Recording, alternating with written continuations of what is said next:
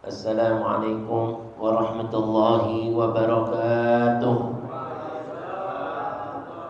Alhamdulillah, alhamdulillahil mahmud bi ni'matih.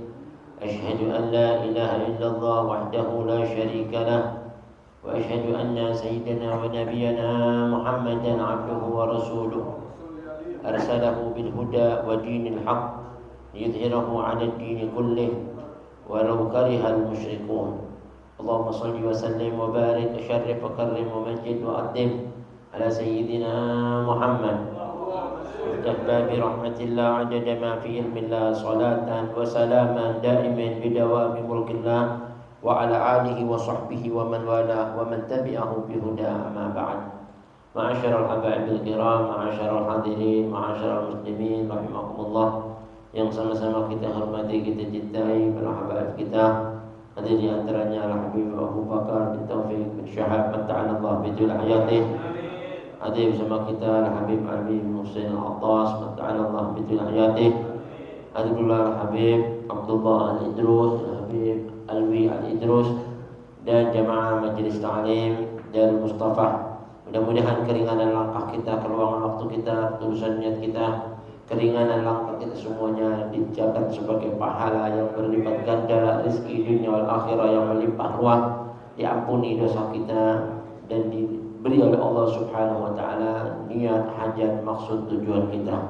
Kita doakan semua leluhur-leluhur kita yang telah berpulang ke rahmatullah dari rangkaian zikir, wirid, tasbih, tahmid, dan juga pembacaan Asmaul Husna serta doanya, dan juga bacaan doa birrul walidain. Mudah-mudahan semua yang telah berpulang rahmatullah diampuni, dirahmati, diangkat derajatnya, diluaskan alam kuburnya, diterima semua amal ibadahnya, jadikan makamnya raudhah min riyadil jannah. Khususnya Habib Muhammad bin Ahmad Al-Attas, Muhammad bin Abdul Qadir Al-Attas, dan semua perintis daripada majelis dan Mustafa yang telah mendahului. Dan mudah-mudahan buat kita semuanya yang masih diberikan umur, semoga Allah panjangkan umur kita dalam iman dan Islam, luaskan rezeki kita, jauhkan dari penyakit bala, dan diijabah hajat-hajat kita. Wabil khusus juga kita doakan saudara kita di Palestina, kaum muslimin muslimat wal mukminat, semoga mereka diberikan kemenangan, kesembuhan, dan diangkat derita penderitaan ujiannya, yang telah berpulang dicatat sebagai syuhada Allah, telah membela daripada kesucian tanah Baitul Maqdis. Nah hadirin, sedikit pada malam yang penuh barakah ini, sambil mengisi kuluhan waktu, kita berzikir, berwirid, bertasbih, wabil khusus membaca Asmaul Husna. Hikmah-hikmah yang kita bisa petik di dalamnya begitu banyak dan melimpah ruah. Salah satunya dibersihkan hati kita dari amradul qulub, ya, penyakit-penyakit hati. Makanya ala bidzikrillah tatma'innul qulub. Dan penyakit-penyakit hati ini macam-macam hadirin. Salah satunya enggak peduli sama sesama muslim, itu juga penyakit hati, enggak ada rahmat, enggak ada kasihan, ya kan? Nah, makanya kita sekarang berkumpul ini bukan cuma mendoakan kita yang ada di Indonesia, tapi di seluruh dunia kaum muslimin wal muslimat. Wabil khusus di negeri Palestina yang saat ini masih mereka berjuang, ya, melawan kaum rezim Zionis Israel ini yang selalu menyakiti umat Islam. Mudah-mudahan Allah balas dengan balasan yang setimpal. Allahumma ansur Islam wal muslimin wa yu'ayyid hadad din wa yuhlikil kafarata wal mubtadi'ata wal musyrikin. Kita doakan semoga Allah bela agama ini, dan mudah-mudahan Allah berikan semua niat-niat warga Palestina ini semuanya menjadi kemerdekaannya. Amin ya rabbal alamin. Ada akhlak Nabi besar Muhammad. Hadirin, yang kata ulama unusalihun, Allah puji Nabi kita dengan akhlaknya. Padahal Nabi kita itu orang paling tampannya manusia, tapi nggak disebut pujiannya dalam Al-Quran tentang ketampanannya. Nabi kita Muhammad orang yang paling sukses, kalau mau dibilang dari segi perjuangan, ya, dan lain sebagainya, jabatan kepemimpinan. Ya, tapi Allah nggak puji di dalam kepemimpinannya, suksesnya, ya kan. Tapi Allah puji Nabi kita Muhammad dalam Al-Quran tentang akhlak. Ya, pentingnya kita ini punya sifat selamat hati kita dari penyakit-penyakit hati. Khususnya kita tanamkan rahmat, ya, di hati kita ini. Dan Allah puji Nabi kita Muhammad SAW dalam Al-Quran akhlaknya. Wa innaka la'ala khuluqin azim. Akhlak Nabi banyak, sabar, syukur, ridho, dan macam-macam. Tapi dari akhlak Nabi semuanya tadi itu pujian secara umum. Namun pujian yang khusus Allah puji dari akhlaknya Nabi itu khusus tentang rahmatur Rasul. Sallu ala Nabi. Makanya kita sekarang kumpul ini punya kepedulian supaya kita tambah kesian sama saudara-saudara kita kaum muslimin wal muslimat wal mu'minina. Makanya Habib Muhammad bin Ahmad Al-Attas ini membina di majelis hadirin salah setiap bulan kita dikumpulkan berzikir, salah satunya ini bersinati kita supaya kita saling rahmat merahmati. Ya kan tadi kita begitu masuk ke dengar suara Ya Rahman Ya Rahim Ya Rahman Ya Rahim, diulang sampai 41 kali. Apa? Supaya kita ini dapat rahmatnya Allah, belas kasihnya Allah. Allah puji Nabi kita Muhammad SAW dalam akhlaknya itu rahmatnya menyeluruh kepada semua yang ada di alam semesta ini. Dan rahmatnya Rasul itu mencakup yashmal ya jami'al khalqi, semua makhluknya, minal insi wal jinni wad dawabi wasyajarati wal hayawan, ya baik manusia, jin, pohon-pohonan, air, api, segala macam ini semuanya dapat rahmatnya Rasulullah SAW. Dan dengan rahmatnya Rasulullah SAW yanzilul ghaith, turunnya hujan, ini rahmatnya Allah, ya kan? Wa yantafi'ul alam kullah, semua alam ini dapat manfaat dengan berkah rahmat. Makanya dengan zikir-zikirnya orang yang sedikit itu tadi hadirin, Allah turunin rahmat yang banyak. Amin ya rabbal. Dari zikir kumpul segini ini, tapi seluruh orang yang di sekitarnya dapat rahmatnya. Makanya mudah-mudahan majelis kayak gini ini nggak berhenti, amin ya. Tambah banyak di tempat-tempat yang lain, amin ya rabbal alamin. Bahkan kata ulama unasalihun, syarat rahmatur Rasul sallallahu alaihi wasallam itu bahkan yashmalul kafir wal muslim. Mau dia orang kafir, mau dia orang muslim, dapat rahmatnya Nabi kita Muhammad sallallahu alaihi wasallam. Ada di dunia ya, di dunia aja sudah dirahmati. Gimana orang muslim? Otomatis rahmatnya Rasul sama orang muslim itu akmal wa ahsan wa afdal wa asyraf. Lebih mulia, lebih utama, lebih baik dibanding rahmatnya yang dicurahkan kepada orang-orang kafir, ya kan? Makanya Nabi kita diutus untuk menjadi apa? Rahmatan lil alamin. Lil alamin semuanya. Allah katakan dalam Al-Qur'an surat Al-A'raf ayat 100 ya, 58. Qul ya ayyuhan nasu inni rasulullah ilaikum jami'a. Katakan ya ayyuhar rasul, sesungguhnya aku ini utus kamu ini untuk menjadi rahmat semua, buat semuanya. Juga Allah katakan dalam firman-Nya surat Saba ayat 28. Allah berfirman, "Wa ma arsalnaka illa kafatan linnas." Kafah, yang menyeluruh. Kalau nabi-nabi dulu itu diutus cuma untuk kaumnya. Wa ila adin akhahum huda, wa ila madyan akhahum syuaibah. Ya kan? Itu semua kaum ini diutus nabinya ini, kaum ini nabinya ini, kaum ini nabinya ini. Tapi buat Nabi kita Muhammad, "Wa ma arsalnaka illa rahmatan lil alamin." Makanya Habib Ali ya, di dalam kitab Maulid itu puji Nabi kita Muhammad SAW. Fa arsala ilaihim wa asyrafa khalqihi wa ajalla abidihi rahmah.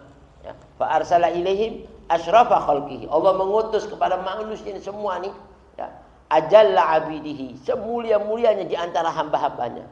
Wa asyrafa khalqihi, seluhur-luhurnya daripada makhluknya. Gara-gara apa luhur Nabi? Rahmatnya tadi itu. Diutus sebagai sebaik-baiknya makhluk, sebaik-baiknya tadi daripada hamba-hambanya Allah, gara-gara sifat rahmat. Makanya kalau ada orang punya sifat rahmat, itu sebenarnya calon penghuni surga di dunia sebelum masuk surga di akhirat.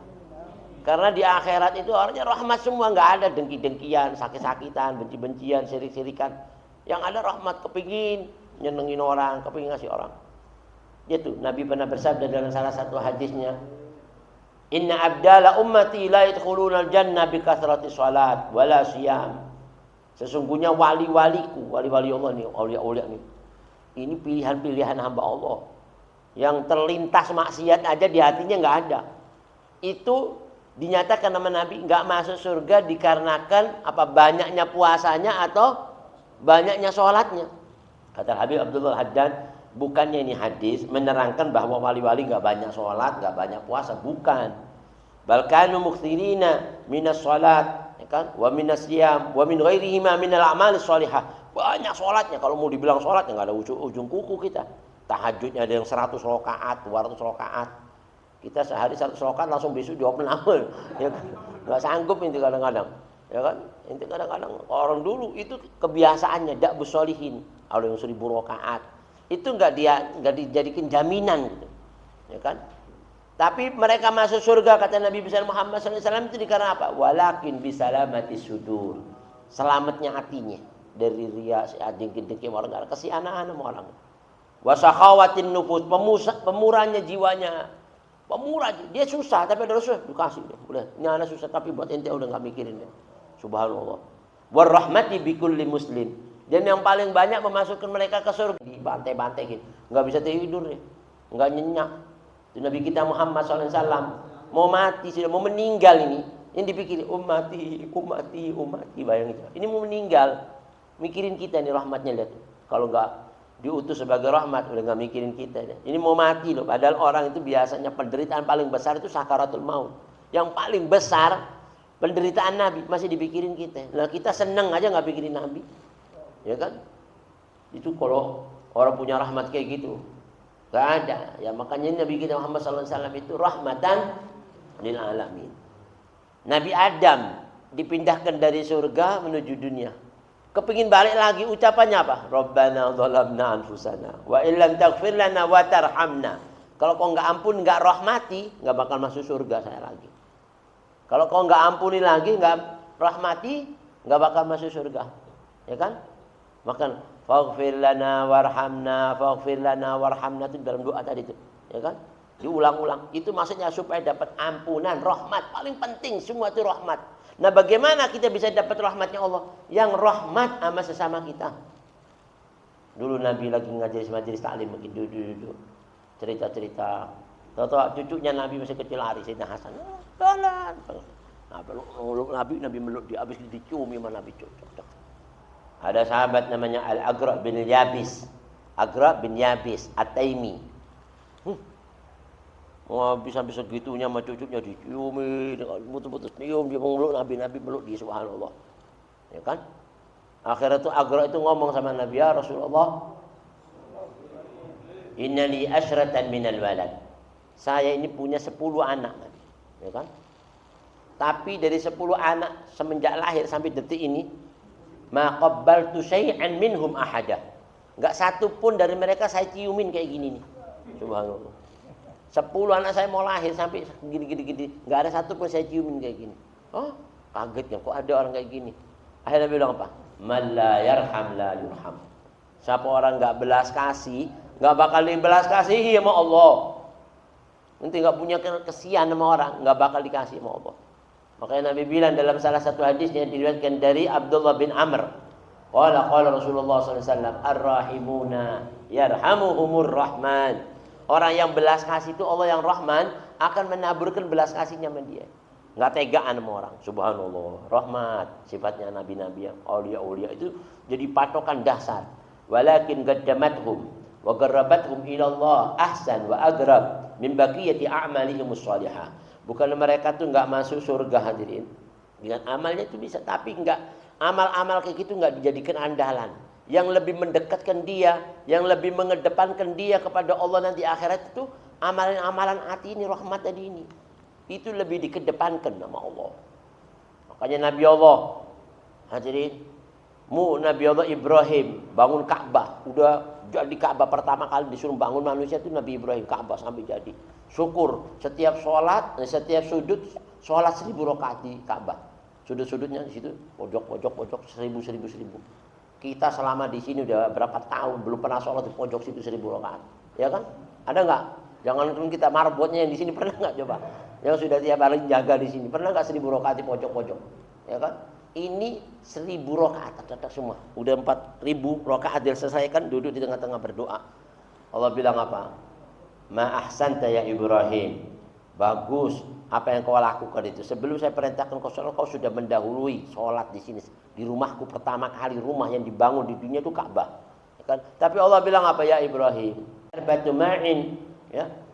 Fi batni atshan, satu suap makanan di perut orang yang lapar atau satu teguk air di perut orang yang aus, kau berikan itu khairum min dzalika kullih.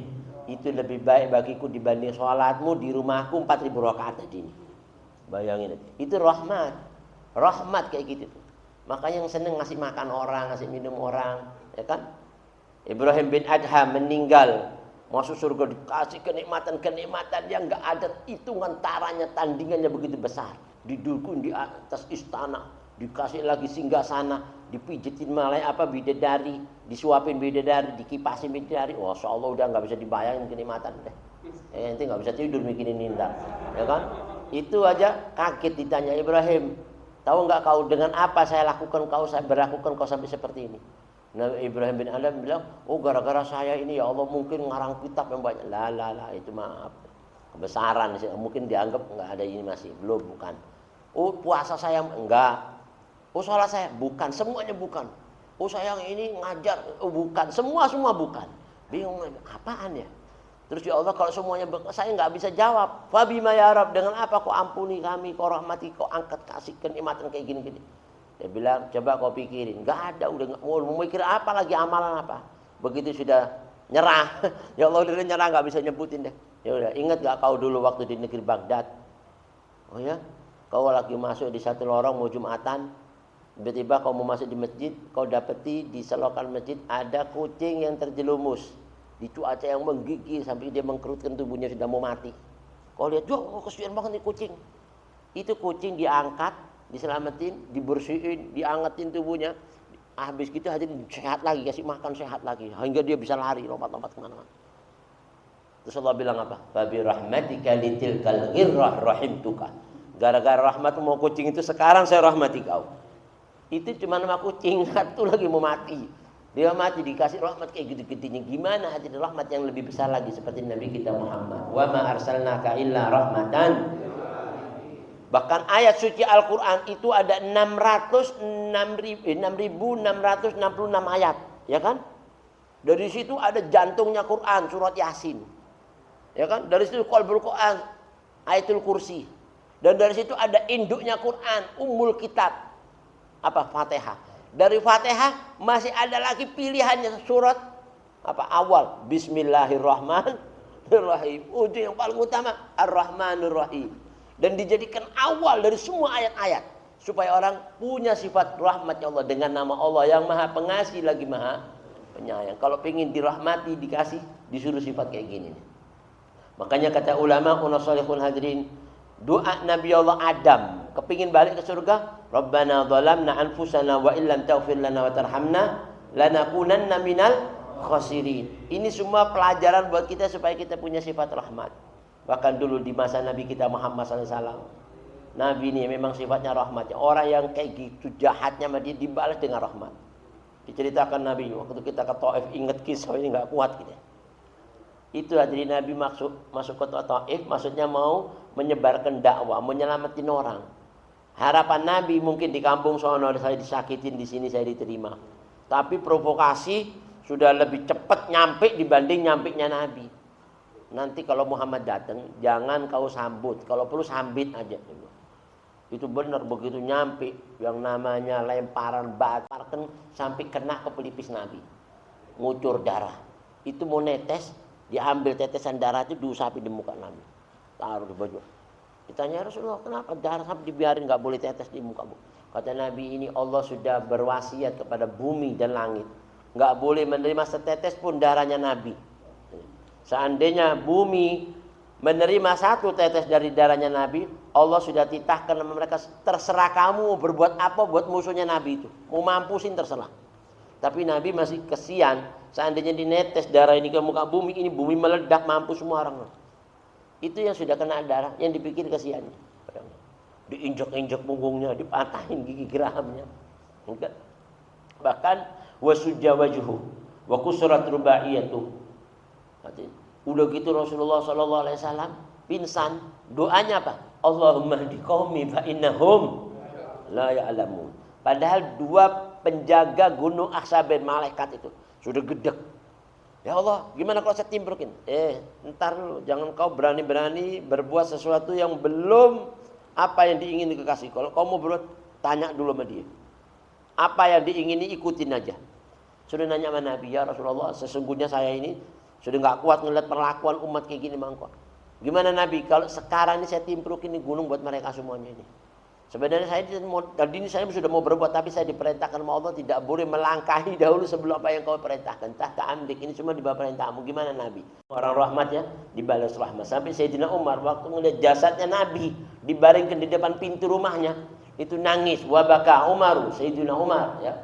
Ibnu Khattab radhiyallahu anhu bukaan syadidan. Nangis tengah tangis yang terseduh-seduh. Di situ Sayyidina Umar bilang apa di jasadnya Nabi Rasul. Sampai kepala. Tilka hayyan wa mayitan. Hidupmu mati itu harum ya Nabi. Anta qad muti Allah wa sujja wajhu wa usratul bariyatu. Kau di punggungmu diinjak-injak, gigimu dipatahi, keningmu dikucurin darah. Kamu orang kayak gitu, tapi kau enggak wamazidta illa an qulta Allah mahdi qaumi fa innahum la ya'lamun. Bukan kedengkian sama mereka atau doa mampu sama mereka, tapi kau doain supaya dapat hidayah karena mereka nggak tahu siapa engkau. Lauda autana la halakna min qabl, katanya Sayyidina Umar. Nangis di situ nggak bisa ngomong. Dia bilang, coba dulu Nabi, seandainya saya masih memerangi engkau dulu, masih nyakiti engkau dulu, kau doain binasa. Dari dulu udah mampu saya udah. Tapi kau selalu doain, Allahumma qawwil Islam bi ahadi umarain. Ya Allah kuatin Islam dengan masuknya salah satu dari Umar. Ternyata kau doain terus saya saat nyakiti kau. Akhirnya saya dapat hidayah masuk Islam dan menguatkan di Islam. Dan kejayaannya Sayyidina Umar, Islam itu beribu-ribu orang masuk, berkahnya Sayyidina Umar masuk satu. Nah ini karena rahmatnya Nabi kita Muhammad SAW. Nah mudah-mudahan kita bisa ambil hikmah pelajaran pada malam yang penuh barakah ini. Yang sampai Nabi pernah menyatakan dalam salah satu hadisnya, man nafasa an mu'minin kurbatan min kurabid dunya nafasallahu anhu min kurabi yaumil qiyamah. Siapa orang mau menghilangkan kedukaan, kesedihan, mau membela atau apa saja, menyuplai, menyokong saudara-saudara kita yang susah, ya kan, dari semua kedukaan-kedukaannya sekecil apapun di dunia, nanti Allah akan hilangkan semua kedukaan, kesedihan kita nanti di yaumil qiyamah. Amin ya rabbal alamin. Kita berharap mudah-mudahan Allah Subhanahu wa taala ya angkat penderitaan saudara-saudara kita muslimin wal muslimat wal mu'minin wal mu'minat. Wa man lam yahtamma bi amril muslimin falaysa minhum. Siapa orang enggak punya kepedulian, perhatian sama saudara-saudaranya kaum muslimin ammatan secara keseluruhan, maka dia bukan golongan orang-orang muslim. Naudzubillah min dzalik. Inilah sedikit hadirin dapat kami sampaikan. Mudah-mudahan kita bisa mengambil satu suri teladan dan meningkatkan mutu iman ketakwaan kita dengan menanamkan sifat rahmat di hati kita. Fa'asallahu ayyarhamana wa yaghfir lana. Amin ya rabbal alamin. Wabillahi taufiq wal hidayah wa ridha inayah. Wassalamualaikum warahmatullahi wabarakatuh.